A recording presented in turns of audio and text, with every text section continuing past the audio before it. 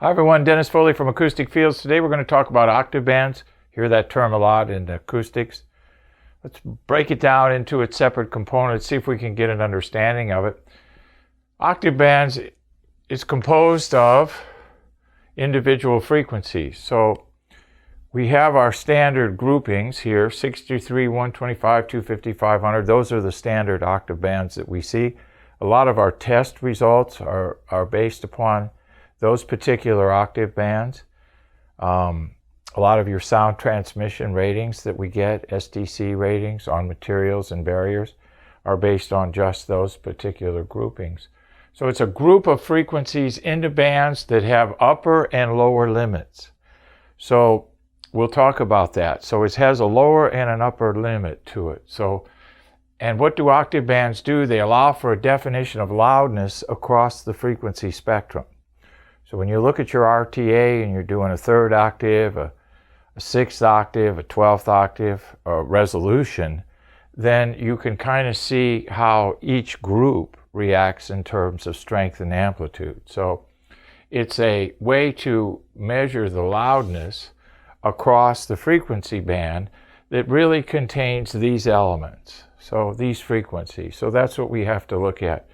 So we have 125. If we choose 125 as our octave band, we know that our next octave band is 2 times that, or 250. 2 times 250 is 500, 2 times 500 is 1,000, and so forth. So it's a doubling of that. Now, we have to realize that each octave band has an upper and lower limit. Okay, so the 250 has a lower limit of 177 and an upper limit of 354, and then the 250 is right in the middle. So it gives you an idea of how they break down these octave bands, but it's just a simpler way to look at frequencies that kind of are related and act at the same situations, act the same way in terms of loudness. So it's really a simplified way.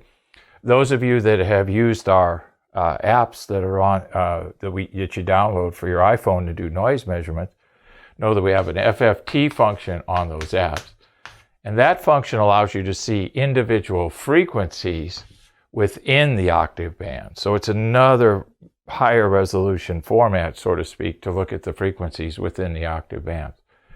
So octave bands, it's a grouping of individual frequencies that have upper and lower limits. It's all about loudness, amplitude, strength into those groupings. And there's the upper and lower limits that we went through. So I hope that helps a little with octave bands, because it's a term we see a lot. Thank you. Thank you for watching our videos. We really appreciate your support. And if you could give us a thumbs up for our Facebook page, that would really be helpful to us. Our room form gives us all the information about your room, length, width, height, usage, and we need you to fill that out before you send it in.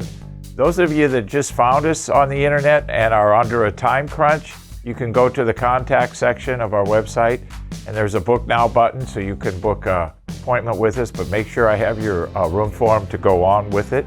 The ebook series that we have is free. Please subscribe to that.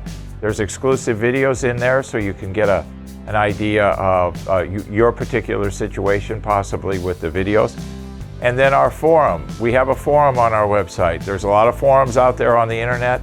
Our forum I'll actually answer your questions and comments, so you'll be dealing directly with me through our forum. So once again, thank you for your support.